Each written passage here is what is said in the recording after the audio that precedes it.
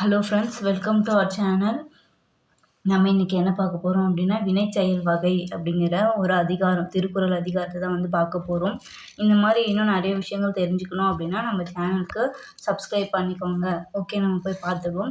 வினை செயல் வகை அப்படின்னா அதில் அதிகாரத்தில் இருக்கக்கூடிய திருக்குறள்களை வந்து பார்த்துடலாம். ஸோ சூழ்ச்சி, முடிவு, துணிவெய்தல், அத்துணிவு, தாழ்ச்சியுள் தங்குதல், தீது அப்படின்னு சொல்லியிருக்காங்க. ஸோ அப்படின்னா என்ன அப்படின்னா, சூழ்ச்சி அப்படிங்கிறது ஒரு செயலை வந்து நம்ம செய்யலாமா வேணாமான்னு சொல்லிட்டு ஆராய்ச்சி பண்ணணும் அப்படின்னு சொல்கிறாங்க. அதுதான் இந்த இடத்துல சூழ்ச்சிக்கான ஒரு மீனிங். ஸோ அந்த சூழ்ச்சி ஆராய்ச்சி பண்ணி வரக்கூடிய அந்த முடிவு உங்களுக்கு ஒரு துணிவு வந்து கிடைக்குது. அதுதான் வந்து துணிவெய்தல். ஓகே, இந்த செயலில் வந்து பார்த்தீங்கன்னா செய்யலாம் அப்படின்னு ஆராய்ச்சி பண்ணும்போது செய்யலாம் அப்படிங்கிற உங்களுக்கு துணிவு வந்து கிடைச்சிது. அந்த துணிவோட வந்து பார்த்தீங்கன்னா அந்த துணிவை உடனே வந்து நம்ம செயல்படுத்தணும். அது துணிவை வந்து தாழ்ச்சி அப்படிங்கிறப்போ தாமதித்தல். ஸோ தாழ்ச்சியுள் தங்குதல், தாமதித்து இருந்திருந்தா நமக்கு வந்து தீமையில தான் முடியும் அப்படின்னு சொல்றாங்க. ஓகேங்களா? சூழ்ச்சி, முடிவு, துணிவெய்தல், அத்துணிவு, தாழ்ச்சியுள் தங்குதல், தீது. ஒரு செயலை செய்யலாமா வேணாமான்னு ஆராய்ச்சி பண்றோம். அதனுடைய முடிவா உங்களுக்கு வந்து ஒரு துணிவு, ஒரு நம்பிக்கை கிடைக்குது. அந்த நம்பிக்கை வந்து பார்த்தீங்கன்னா டக்குன்னு அந்த செயலை வந்து நம்பிக்கையோட அந்த டக்குன்னு செயலை ஆரம்பிச்சிடணும். அப்படி ஆரம்பிக்காம தாமதிச்சுட்டு இருந்தோம் அப்படின்னா அது நமக்கு தீமையில தான் முடியும். அதுதான் வந்து பார்த்தீங்கன்னா இந்த திருக்குறளுக்கான மீனிங். ஒரு செயலை பற்றிய ஆராய்ச்சியின் முடிவு மனதில் வந்து துணிவு பெறுவதே ஆகும். அவ்வாறு துணிவு கொண்ட பின்பு அதனை செய்யாமல் காலம் கடத்துதல் தீமையாகும் அப்படின்னு சொல்றாரு நம்முடைய வள்ளுவர். ஓகேங்களா? சரி, ஓகே. அடுத்தது 2வது திருக்குறள் வந்து பார்த்துடலாம். தூங்குக தூங்கிச் செயற்பால, தூங்கற்க தூங்காது செய்யும் வினை. அதாவது என்ன அப்படின்னா, இப்போ வந்து ஒரு வேலையை வந்து நம்ம உடனே செஞ்சிடணும் அப்படின்னா அந்த வேலையை வந்து உடனே செஞ்சிடணும். இல்லை இந்த வேலையை வந்து இப்போ செஞ்சால் நமக்கு வந்து சரியாக நடக்காது, கொஞ்ச நாள் வந்து வெயிட் பண்ணி அதுக்கப்புறம் தான் செய்யணும், அப்படி செஞ்சால் மட்டும்தான் நமக்கு அதுக்கான பயன் வந்து கிடைக்கும் அப்படின்னா அந்த வேலையை நம்ம வந்து லேட்டாக தான் செய்யணும். அதுதான் வந்து நம்ம வள்ளுவர் என்ன சொல்கிறாருன்னா, தூங்குக தூங்கி செயற்பால. ஒரு விஷயத்தை வந்துட்டு பொறுமையாக செய்யணும். தூங்கி எந்திரிச்சு செய்யலாம் அப்படின்னா அந்த விஷயத்த வந்து தூங்கி எந்திரிச்சே செய்யலாம். ஆனால் ஒரு விஷயம் வந்து டக்குன்னு இப்போ உடனே செஞ்சிடணும். தூங்காது செய்யும் வினை. அதாவது நம்ம தூங்காம உடனே செய்ய வேண்டிய வேலையை தூங்காம செஞ்சிருங்க அப்படின்னு சொல்லிட்டு சொல்றாங்க. அதுதான் தூங்குக தூங்கி செயற்பால, தூங்கற்க தூங்காது செய்யும் வினை. அதாவது நம்ம டக்குன்னு செய்ய வேண்டிய வேலை டக்குனும், இல்லை கொஞ்சம் லேட்டாக செய்யணும் இந்த வேலையை அப்படின்னா லேட்டாகவும் செய்யணும்னு சொல்றாங்க.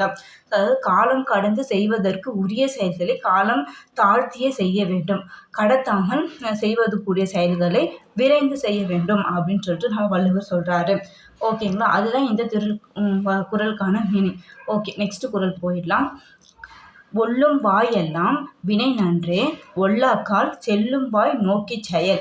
அப்படின்னா என்னன்னா, ஒல்லும் வாய் எல்லாம். ஸோ இப்போ எக்ஸாம்பிளுக்கு நான் சொல்கிறேன். ஒரு டிபார்ட்மெண்ட்டில் வந்து நீங்கள் ரொம்ப வந்துட்டு எல்லாமே வந்து மேக்ஸிமம் உங்களுக்கு தெரியும். ஸோ அப்போ அந்த டிபார்ட்மெண்ட்டில் உங்களுக்கு ஏதாச்சும் வேலை கொடுத்தாங்கன்னா அந்த வேலையெல்லாம் நீங்கள் டக்குன்னு முடிஞ்சிருவீங்க. அதுதான் வந்து ஒல்லும் வாய். உங்களுக்கு தெரிஞ்ச வழியில் உங்களுக்கு தெரிஞ்ச ஒரு விஷயத்த உங்களுக்கு செய்ய சொன்னால் அந்த வினை எல்லாமே நன்றாக தான் செய்வீங்க. ஒல்லாக்கால் தெரியாத ஒரு வேலையை வந்துட்டு உங்களுக்கு கொடுத்துட்றாங்க. அப்படி செய்யும்போது ஏனோ தானோன்னு கடகடன்னு ஏதாவது ஒரு வேலை செஞ்சு முடிச்சு வந்துடுவோம் அப்படின்னு செய்யக்கூடாது. ஸோ உங்களுக்கு ஒரு தெரியாத வேலையை கொடுக்கும்போது முதல்ல அந்த வேலையை நம்ம எப்படி செய்யணும் அப்படின்னு நல்லா நோக்கி ஒவ்வொரு ஸ்டெப்பை வந்து ஆராய்ச்சி பண்ணி அதுக்கப்புறமா தான் வந்து அந்த வேலையை நம்ம செய்ய ஆரம்பிக்கணும். அப்படி செஞ்சால் மட்டும்தான் அது வந்து நமக்கு நன்மையிலையோ இல்லாட்டி ஒரு குட்டாக வந்து முடியும். அதுதான் வந்துட்டு செய்யக்கூடிய இடங்களில் எல்லா செயலையும் செய்வது நன்மையே. செய்ய இயலாத போது அதை முடிப்பதற்கேற்ற வழிகளை ஆராய்ந்த பின்பே செய்தல் வேண்டும். அந்த செயலை வந்து செய்யணும் அப்படின்னு சொல்கிறாங்க. ஸோ ஒல்லும் வாயெல்லாம் தெரிஞ்ச ஒரு விஷயத்தில் நீங்கள் செய்யும்போது அது கண்டிப்பாக அது நன்மையில தான் முடியும். உங்களுக்கு ஒரு விஷயம் தெரியல அப்படின்னா அந்த விஷயத்தை பற்றி நல்லா ஆராய்ச்சி பண்ணணும். ஆராய்ச்சி பண்ண பிறகு மட்டும்தான் அந்த செயலை வந்து செய்யணும். அப்படி செஞ்சால் தான் அது நல்லதில் முடியும் அப்படின்னு சொல்கிறாரு நம்மளுடைய வள்ளுவர். ஓகேங்களா? ஸோ அது நெக்ஸ்ட்டு திருக்குறளுக்கு போயிடலாம். வினை பகை என்றிரண்டின் எச்சம் நினையுங்கால் தீயெச்சம் போல தெரும். அப்படின்னா என்னன்னா 2 விஷயங்கள் சொல்றாங்க. ஒன்று வந்து வினை, இன்னொன்று வந்து பகை. வினையுடைய எச்சமாக இருந்தாலும், எச்சம்னா என்ன, இன்கம்ப்ளீட்டாக வந்து விடுறது. பகையனுடைய எச்சம் இன்கம்ப்ளீட், அதனுடைய இன்கம்ப்ளீட். ஸோ ஒரு செயலை ஃபுல்லாக ஃபினிஷ் பண்ணாமல் நடுவுலே விட்டுறது. இல்லை நம்முடைய எனிமீஸ்லாம் நிறைய பேர் இருக்காங்க அப்படின்னா அவங்க எல்லாரும் கொடுத்துடலாமல் கொஞ்சம் பேர், இப்போ அரசர்கள் காலத்தில் நிறைய பகைவர்கள் இருப்பாங்க இல்லையா? ஸோ அவங்க வந்து யாராச்சும் கொஞ்சம் பேர் விட்டாலும் அது வந்து அந்த அரசருக்கே ஆபத்தானதான். ஸோ இதனுடைய வினை பகை இந்த ரெண்டுத்தினுடைய எச்சமானது எதுக்கு வந்துட்டு ஈக்குவலண்ட்டாக சொல்கிறாங்க அப்படின்னா தீயெச்சத்துக்கு ஒப்பாக வந்து மதிப்பிடுறாங்க. சொல்லிடுறாங்க. தீ எச்சம்னா என்ன? ஒரு எரியிற நெருப்புல கொஞ்சம் நெருப்பு மட்டும் அணைக்காம நீங்க விட்டுட்டீங்கன்னா அது என்ன பண்ணும்? அந்த காட்டையே அழிச்சிடும் இல்லைங்களா? அந்த மாதிரி தான் வந்து இந்த வினைப்பகை இது 2த்துடைய எச்சம் வந்து தீ எச்சம் போன்றது அப்படின்னு சொல்லிட்டு 2த்தையும் ஈக்குவலன்ட் பண்ணி சொல்றாங்க. அதாவது செய்ய தொடங்கிய செயல், அழிக்க தொடங்கிய பகை, இவை 2லும் மிச்சம் இருந்தால் அவை தீயின் மிச்சம் போல வளர்ந்து அழிக்கும். அதனால வந்துட்டு அது வந்து முழுசா எல்லாத்தையும் எந்த செயல் செஞ்சாலும் அதை முழுசா கம்ப்ளீட் பண்ணிடுங்க அப்படின்னு சொல்றாரு நம்ம வள்ளுவர். அது பேர் தான் வினைப்பகை எந்திரனின் எச்சம் இணையுங்கால் தீ எச்சம் போல தெரும் அப்படின்னு சொல்றாங்க. சரி, ஓகேங்களா? நெக்ஸ்ட் குறள் போயிடலாம். பொருள் கருவி இந்த கொஷின் வந்து நம்ம ப்ரீவியஸ் இயர் கொஷின் பேப்பரில் கேட்டிருக்காங்க. இது எப்படி கேட்பாங்க அப்படின்னா, பொருள் கருவி காலம் வினை இடம். ஸோ இதை வந்து கரெக்டான லைனில் வந்து எழுதுங்க அப்படின்னு சொல்லுவாங்க. இவங்க வந்து மாற்றி மாற்றி தந்துருவாங்க. கருவி, காலம், வினை, பொருள் அந்த மாதிரி மாற்றி கொடுத்துருவாங்க. இது எந்த வரிசையில் வரும் அப்படிங்கிற மாதிரி கேட்பாங்க. ஸோ அதை வந்து நம்ம நல்லா கிளியராக பார்த்துக்கணும். பொருள் கருவி காலம் வினை இடனோடு 5ம் இருள் தீர எண்ணி செயல் அப்படின்னா என்ன?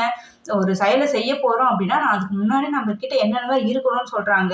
இதெல்லாம் எந்த ஒரு டவுட்ஸுமே இருள் தீர அப்படின்னா எந்த ஒரு டவுட்ஸுமே இருக்கக்கூடாது. ஸோ இந்த விஷயங்கள் எல்லாத்தையும் வந்து நம்ம கையில் எடுத்துட்டு பின்னாடி மட்டும்தான் அந்த செயலையே நம்ம வந்து ஸ்டார்ட் பண்ணணும் அப்படின்னு சொல்றாங்க. தேவையான பொருள், கருவி, கரெக்டான காலம், எந்த மாதிரி செயலை செய்ய போறீங்க, வினையை செய்ய போறீங்க, எந்த இடத்துல செய்ய போறீங்க அப்படிங்கிறது எல்லாத்தையும் நம்ம கரெக்டாக வந்து பார்த்துக்கணும். அதே மாதிரி அந்த லைன்ல பார்த்துக்கணும். பொருள், கருவி, காலம், வினை, இடம் அந்த வரிசை வந்து மறக்கக்கூடாது. ஒரு செயலை செய்ய தொடங்கும் போது வேண்டிய பொருள், ஏற்ற கருவி, தக்க காலம், மேற்கொண்ட தொழில், உரிய இடம் ஆகிய 5ஐயும் சந்தேகத்திற்கு இடம் இல்லாமல், அதாவது எந்த ஒரு டவுட்டுமே இருக்கக்கூடாது இல்லாமல் சிந்தித்து செய்ய வேண்டும். ஓகேங்களா? அதுதான் வந்து இந்த திருக்குறளோட மீனிங். ஓகேங்க. நெக்ஸ்ட் வீடியோவில் ரிமைனிங் 5 திருக்குறளையும் பார்த்துடலாம். தேங்க்யூ ஃபார் வாட்சிங்.